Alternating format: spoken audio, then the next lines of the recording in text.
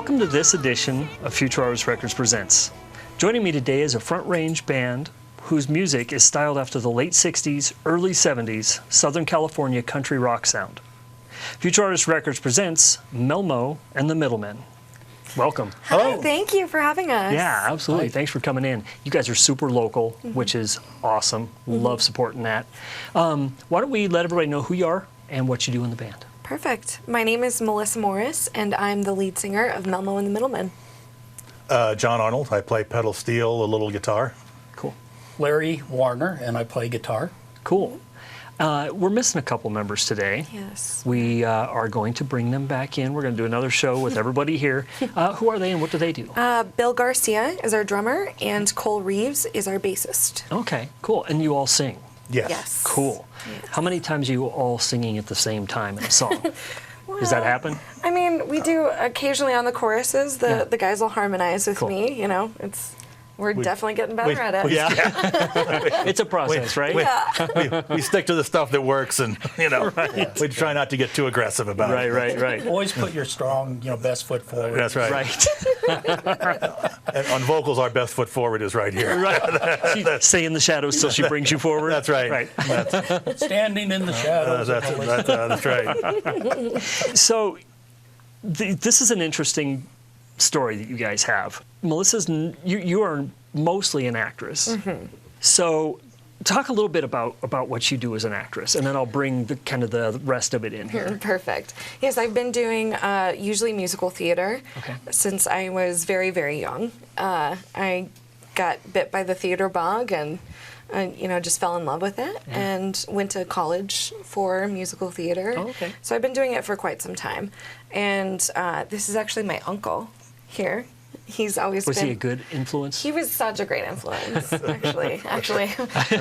Trust me. Yes. He saved my life in a lot of different occasions. Cool. But he really was the one who encouraged me to do theater and go towards my passion. Yeah. And of course, he's loved music his entire life. And so that's kind of how we decided to get this band together. Yeah. Cool. Very cool.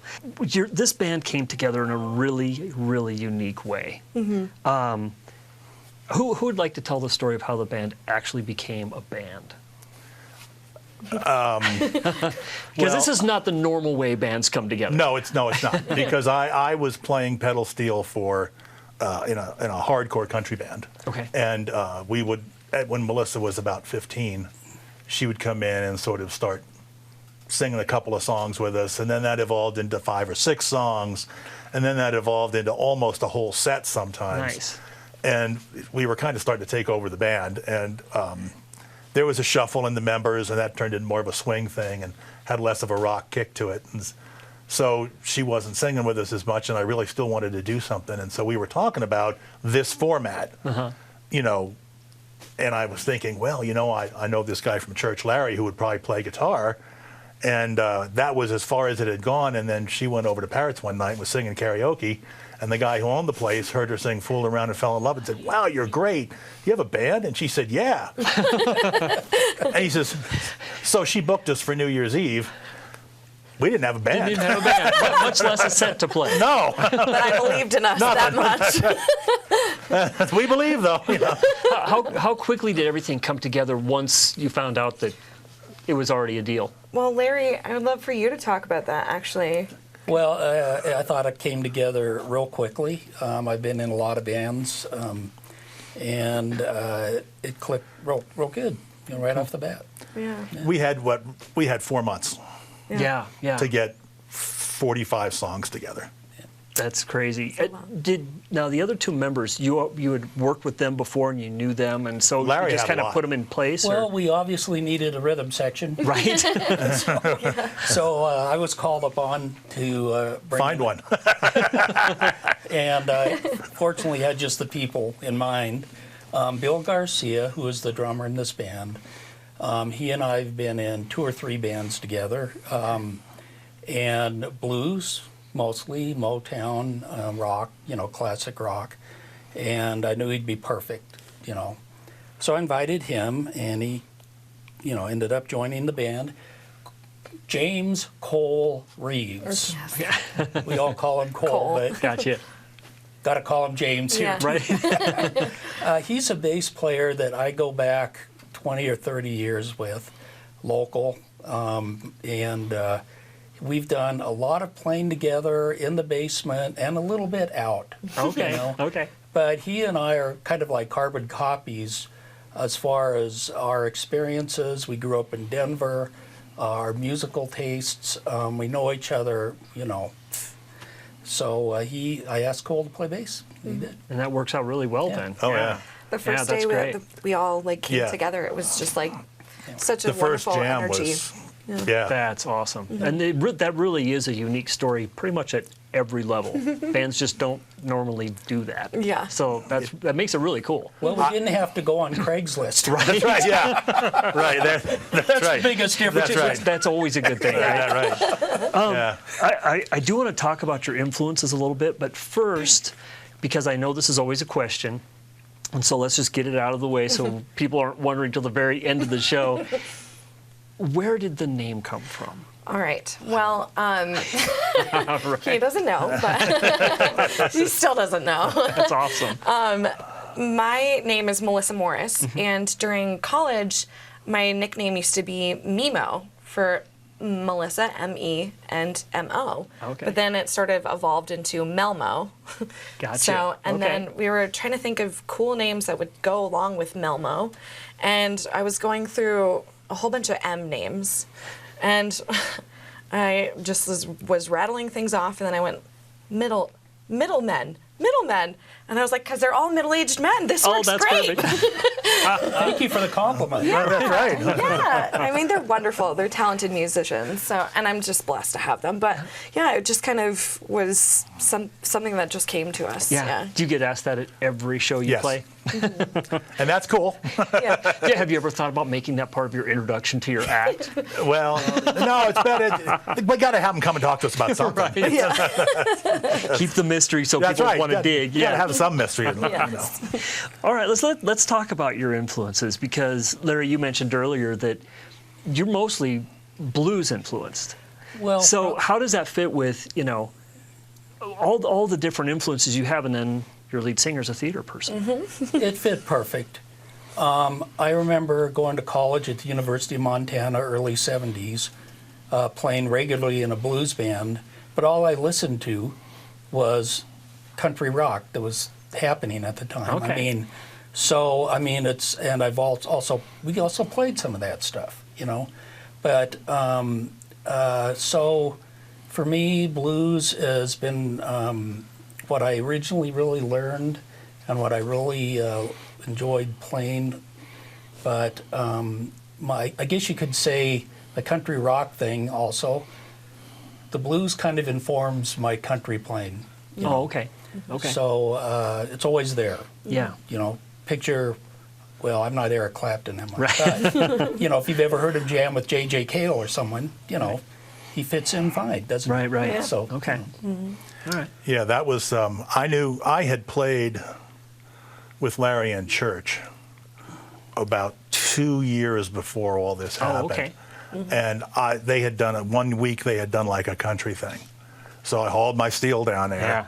And while I was getting set up, and Larry was set up next to me, and so we were just talking. And I said, "Oh yeah, I'm into like country rock and stuff like that." So while I'm setting up, I start hearing back in the back of my ear, he's playing New Riders of the Purple Sage riffs back there, you know, Henry, and I'm just going, all right, so now I know who to call, Right.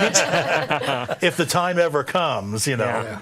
But you know, it's with this style of music, you know, it's country patterns, but you've got to have a guitar player who can kick it in the butt. Right. You know, I mean, Waddy Wachtel, you know, Danny Korchmar. You've got to have one of that guy. Yeah. And he's that guy. This is the most underrated guitar player in the state. I mean, There's absolutely no doubt about it. So good.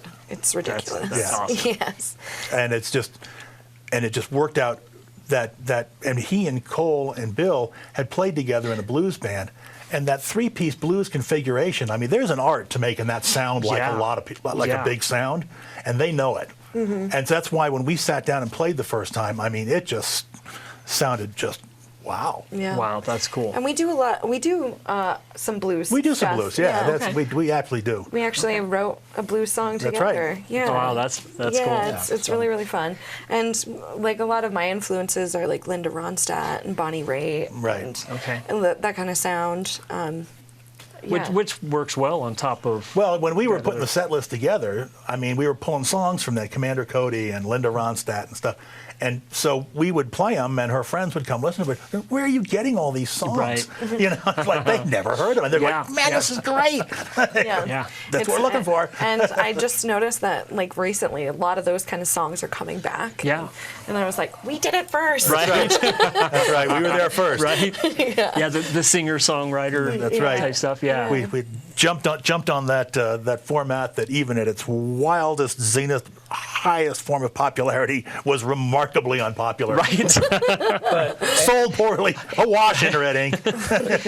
Actually, that part of that's the appeal of this band to me and a lot of people that talk to me when I play, is that we really are doing something a little different than bands are doing locally. You hear a lot of the blues scene is happening. It's saturated really in Denver. Right. Yeah, I've been part of that, and there's a lot of good country music. But John had a real specific idea of what he wanted to do, and I think it's broadened a little bit since then. But that's kind of unique. Yeah. For us. The next thing I wanted to ask you, and actually ties into some other things that are happening in my mind now, is what is the difference between country rock and rock? We'll start with John. Yeah. Well, country, when you talk to me about country means, 3 chords and the truth. Okay. Merle Haggard, Buck Owens, Johnny Cash. And a bottle of liquor. That's right. That's country. Okay. Let's dispense with what you're hearing on the radio now. That's bad 80s rock. Right. But the rock part of it goes back to, even Buck Owens you could call him early country rock. I know a lot of people who were involved in it at the very beginning say the first real country rock album was Bob Dylan's Nashville Skyline. That's what Buddy Cage would say. Buddy was actually played on one of the very first real country rock records with Ian and Sylvia called Great Speckled Bird. And there was Sweetheart of the Rodeo, which came out right about the same time. Okay. But it involved getting that rock backbeat involved on top of that country sound. So it's basically country song. Because country and rock and roll are kind of, they're pretty close cousins. Yeah, they really are. And you put them together, and they fit. They marry up real nice. Do you feel like the storytelling is part of that, or is it mostly sound? Well, for me, I connect mostly with the storytelling, Okay. and that's what I try to bring every single time I'm singing. I really love to just deliver the song and pay attention to the lyrics, and so and the stuff that we choose that has an awesome story usually. Yeah, lyrically, I think. Yeah, there's that. We don't have we don't have any songs. They're just, oh, baby, baby, baby, baby. Right. Right. Yeah. Lyrical content's important. Yeah. Cool. Because of the country rock, the blues, these things fitting together, do you feel like you're creating something new, or do you have a tendency, depending on the track, do you lean more this genre, depending on what song you're singing, or? Well, I think what kind of makes it new is the pedal steel, actually. Not that there aren't steel players out there playing straight blues, like, what's his name, Robert Randolph? Yeah. Or so forth, but when we play blues, we are playing the blues, and but the steel adds a new dimension to it, And when we're playing country, well, steel fits in obviously very good there. I just play a blend of rock and blues and country. That's my style. Gotcha. It is definitely a mix of sounds that you can't really classify until you hear us. It's definitely a different sound. Yeah, we're definitely getting our own sound on a lot of it. If you listen to, we're working on this CD, and I'm listening to a lot of it right now, over and over and over again. And there's definitely a a sound that goes from song to song to song to song Okay. to song. Yeah. That's definitely sort of our sound. You know? Gotcha. Yeah. Yeah. Originally, we were talking about the different instruments and your background and stuff, and I thought, this is a really unique blend. None of them really clash with the other. They work really well together, but it's not what you would normally see coming together as one group. No, it's interesting. It's interesting instrumentation. Yeah, for sure. I'm going to come back and pick on Melissa a little bit. Oh, okay. You've done a lot of theater. You played leads in a lot of role in a lot of shows, but this is the first time you fronted a band.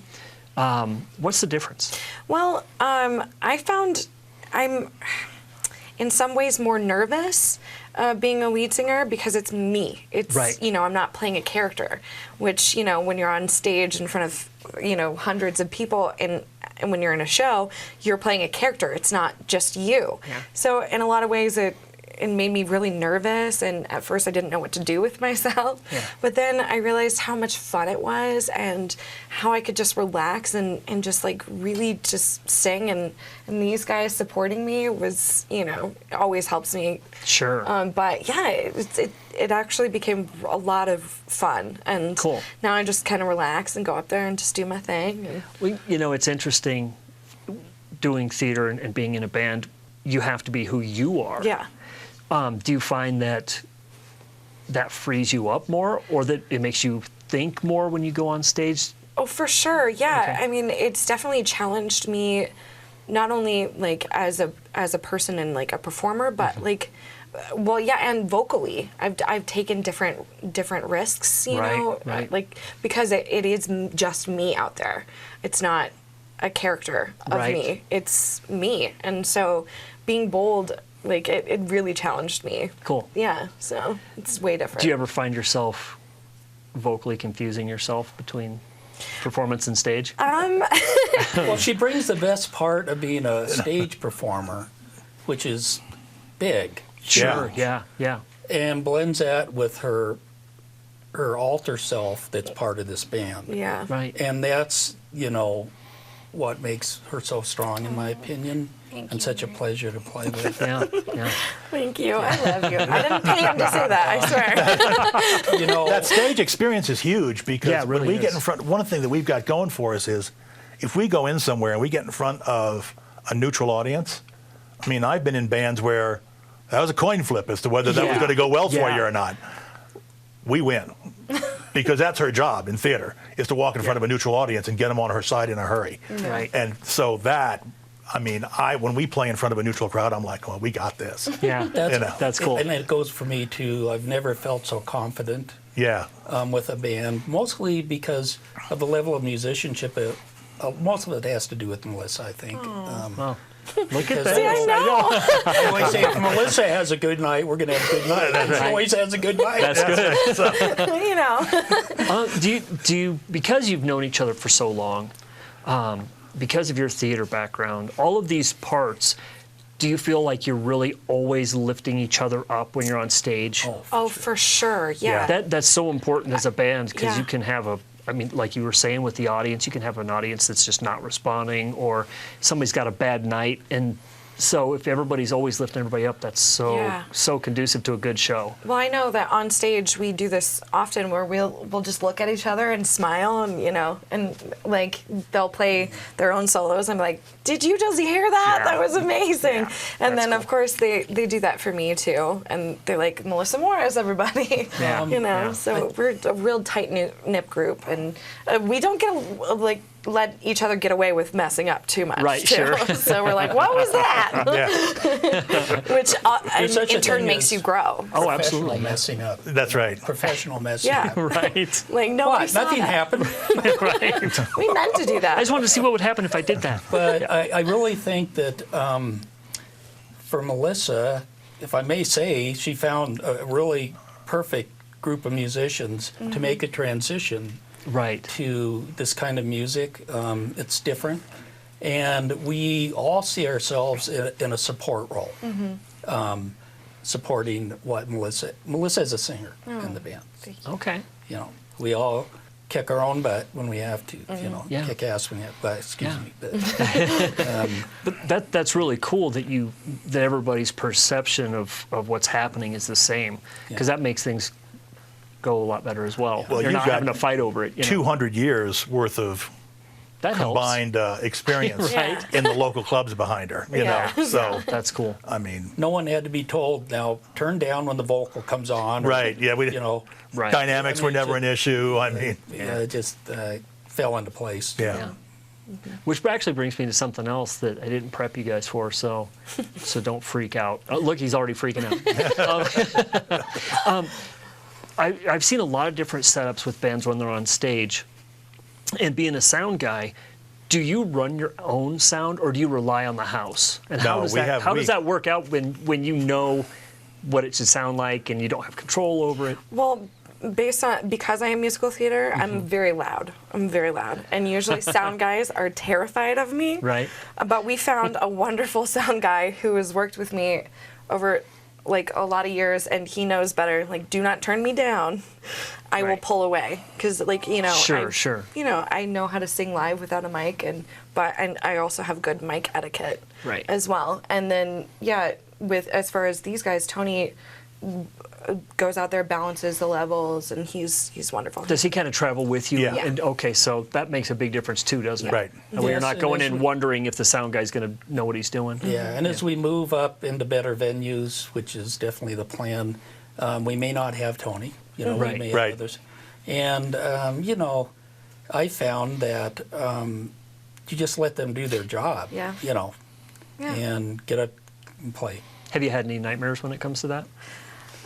No, No, I don't That's think cool. so. I mean, we've been lucky, maybe. I was going to say, I don't know that that's normal, but yeah, that's really good. I mean, there's, you know, everybody goes through feedback stuff and Yeah. you know, random things, Yeah. but nothing like explosive or anything. Yeah. That's cool. That makes it more fun too, doesn't it? Yeah. When you can just do your Just show. do your thing Yeah. and not worry about it. Yeah. I want to go back to the recording stuff. You're working on an album. Right. You're doing it in your own studio. Right. John, you and I talked about the immense benefits of doing it yourself. Right. As well as some of the nightmares that come with it. Right. So you don't have a date for a release. It's kind of a work in Work in progress. But that can be a good thing and a bad thing as well, which John and I have also talked Yeah. about. How would you describe your album? It's kind of well, all of us had a part in writing Okay. or like creating the sound. John had a lot of songs that he wrote way back when that were thrown into the mix, and then Larry had some stuff too that he wanted to throw into. But it's funny, we have kind of different locations in a lot of our songs, so we kind of are trying to design it to like be like a roadmap of our heart, you know, kind of Okay. telling, like going on a road trip and like and all the stuff that you go through. You Yeah. know? Yeah. Like we just found that that's kind of that was, we came up with that while we were just talking about this thing. Is there kind of some kind of, because we didn't start out with some sort of, you know, overall design or plan for where this is going. Yeah. It just sort of wound up kind of being that way. We were on Colfax Avenue, and we're having incidents in El Paso, and Yeah. you know, Gotcha. If there's Yeah. a true songwriter in this band, it's obvious. It's definitely John Arnold. Okay. that's very nice. His lyrics are, to me, just incredible. And he can write a song. And Yeah. all he needs is a band and a few arrangers, you know, to make it really happen, you know. And I'm working with a real songwriter here. That's Yeah. cool. Finally. Yeah. You know. That's cool. I've had opportunities before, but it's been a long time. Right. And he can write a song. Oh, He man, is can he? no doubt, he can tell a story. Yeah. I generally write music. I'm a guitar player. Sure. I've you know, enlisted Melissa to write lyrics for my stuff. Oh, okay. That makes it cool. Yeah, we wrote a blues song. Yeah, you know, and a blues song, and we've got and the most adventurous song on the CD is one of Larry's. It started out Okay. as an instrumental, and then That's true. And then I thought, you know, and this is the curse of being able to do this Right. yourself, you know, we can really just get self-indulgent and really run with this. Yeah. And So- he has been so far. Oh yeah, it's definitely awesome. out of control, and so we put some lyrics to it. So now it's called Incident in El Paso, but you know it's a desert song, and you know there might be aliens. You know, You know, You know? you never can tell, right? you never know. My instrumental version told the story instrumentally, just like my guitar playing. Sure. If you ever hear, particularly a very good blues guitar player, they're telling you a story, you know, with their playing. When they're not singing, they're telling you a story. Right. That's where I tell my story, you know. But after all, you need some lyrics now. Yeah. Otherwise, I'll just be sitting in the back. Yeah, right. So we came up with this. I'm real excited about that song, and then on top of everything else, it ends with this wicked jam. Yeah. Cool. You know, I mean, Cool. so it's just But then obviously we have the title song. right.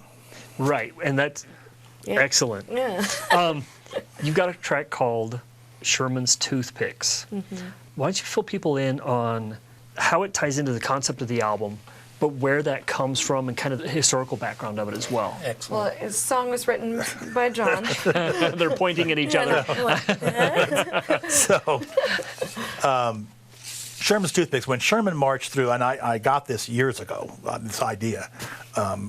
When Sherman marched through Atlanta, they burned everything in sight.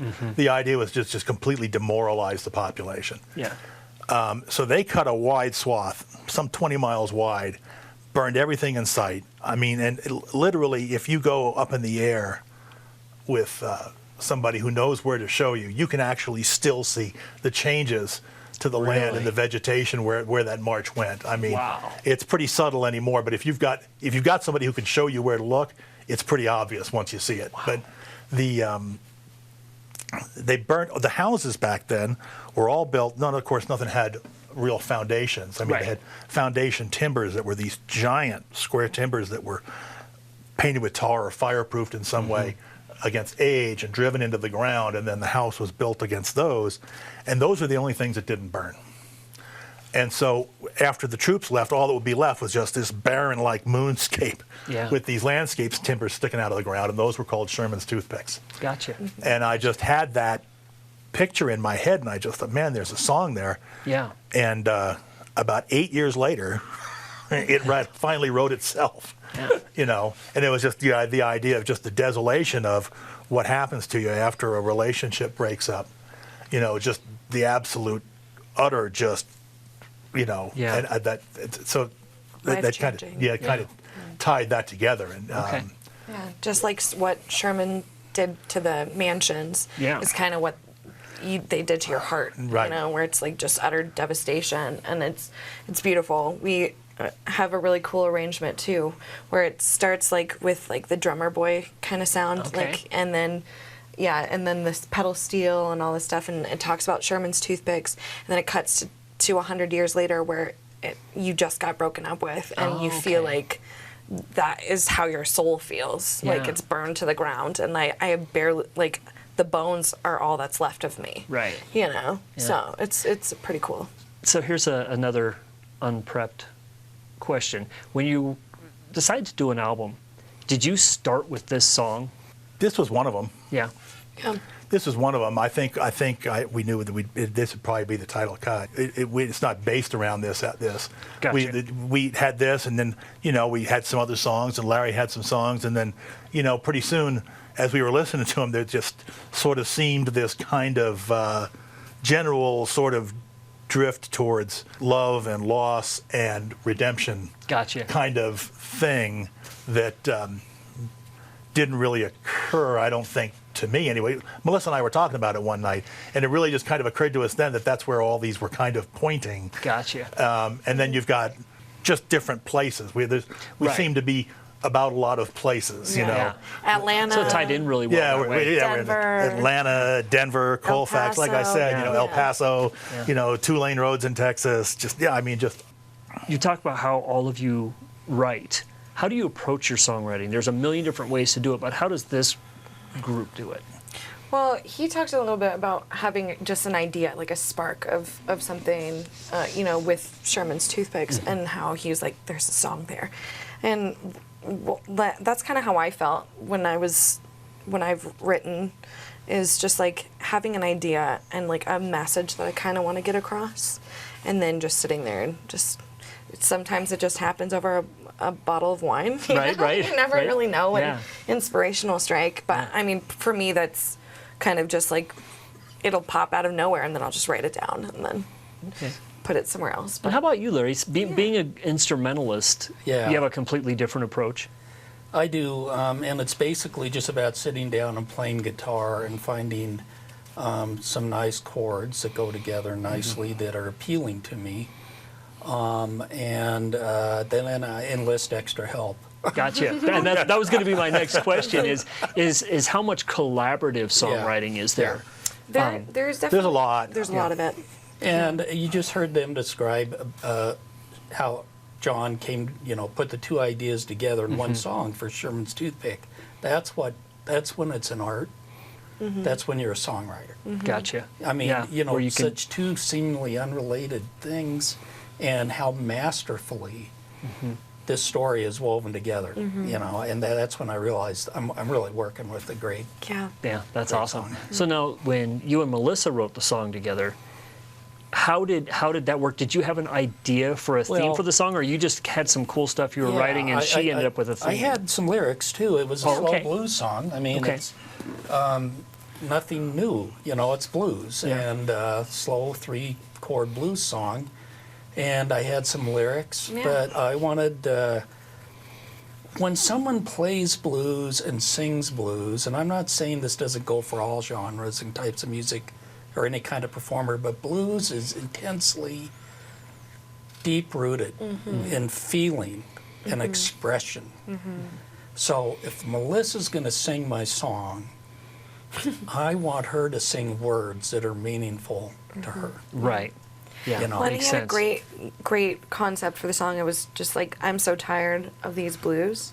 Right. And It's a then I blues. started I'm so tired of these- and there then you go. and then I started thinking of stuff that I got tired of, that make Yeah. me upset. And so it was definitely collaborative. He definitely set a good foundation, and then Cool. I just ran with it. Yeah. So, Now, conversely, we have another one that we're working on that Melissa had lyrics and knew how she wanted it to go, Okay. but she doesn't play an instrument. Right. Right. So we had to sit in the basement, and she has to sit there and sing it to Larry. Gotcha. and I love And doing Larry, that. Larry has to fish around and find the chords. Yeah. Yeah, the creative process. right. Yeah. Yeah. So I've played that role with other songwriters, Yeah. and I love doing that. That's cool. He's very good at it. So How long does that usually take compared to having a bass chord progression? it actually Because didn't it take can be really challenging, but sometimes it just happens. No, but he's so good that it an hour. We had like a wow, rough. that's awesome. Good chords. Yeah. A good Yeah. idea. Yeah, I Always subject had to a change. melody. Sure. I had a melody, so Yeah. but I just didn't write it down. I just sang it to him, and he's like, "Wait, this?" Also hooks. Everyone likes a good hook in a song. Sure. Yeah. And so we look for strong choruses, good transitions and bridges, and good hooks. Yeah. Yeah. And see what we come up with. Yeah. So you have some things coming up, but before we get to that, what is your goal as a band?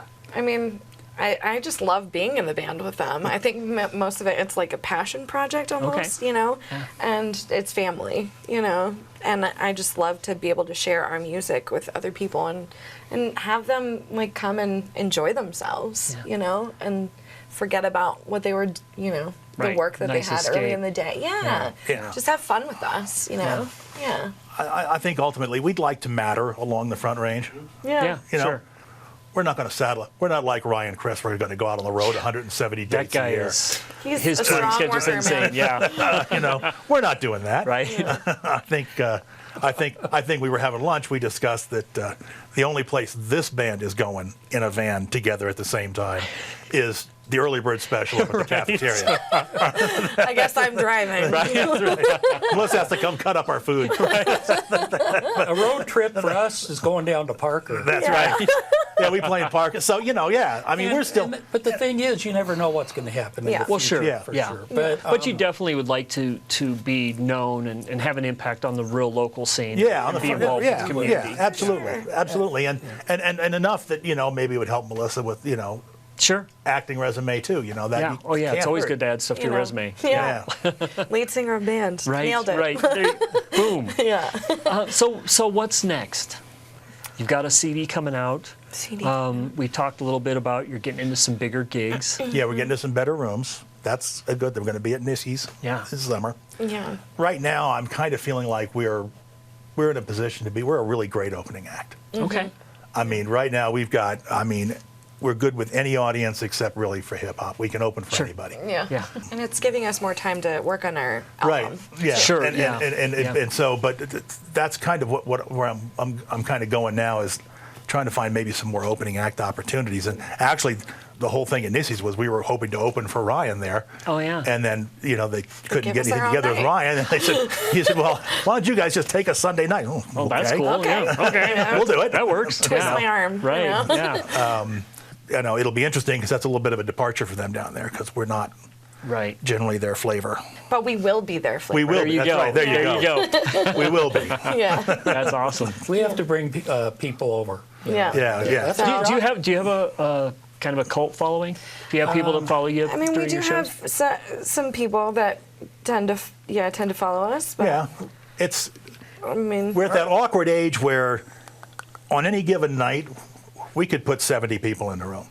Right. but then, On the other hand, it might only be 20. yeah. Because you just if it has and I'm not sure I And we're in understand. Colorado. I Yeah. mean, the Yeah. weather dictates So a lot many of things. Weather dictates what So, goes on. Yeah. Yeah. If somebody's everybody's kids have to be healthy. Nobody can have youth football in the morning. I mean, Right. just a lot of Yeah. stuff has to go right. Yeah. Yeah. Also, as we get out of the Longmont, the northern metro area, and more into Denver and more around other venues, it's It helps. but it's a challenge to find a venue for this band. Sure. And not because we can't entertain a crowd. They have to hear us first. Right. Yeah. Right. Yeah. That's what every band expects. Sure. Anyway. Yeah. It's part of the game. We're still building ourselves up, but we're welcome to any fans. That's right. Yeah, absolutely. Yeah. Yeah. That's right. Yeah. Yeah. Well, hopefully we can get some folks that see this who didn't know you were around to Yeah. buy into it. 'Cause obviously, you're still writing, so I haven't been able to listen to all of these masterpieces yet. But we'll have you back, and we'll Right. We'll come back for we'll the CD definitely release go into show. that more. Yeah. Yeah. Thank you so much for coming in. Thank this you was so fun. much. Great story. Yay. been a blast. Thank Yeah. you so much. Good. Yeah, good. this has been a And we'll blast. definitely have you back. We'll pick on the other two guys some more. That's right. And get them caught up. Yeah. Right. Folks, stick around. We're going to have their contact information up. And make sure that you like, you share, you comment. If you've got questions for these guys, comment on it. We'll get it to them and get you in touch with them. Make sure you subscribe. So important to support local music. And these are the folks right here. This is local music. So make sure you check them out. I'm Michael Hartsock, and thanks for watching Futurartist Records Presents.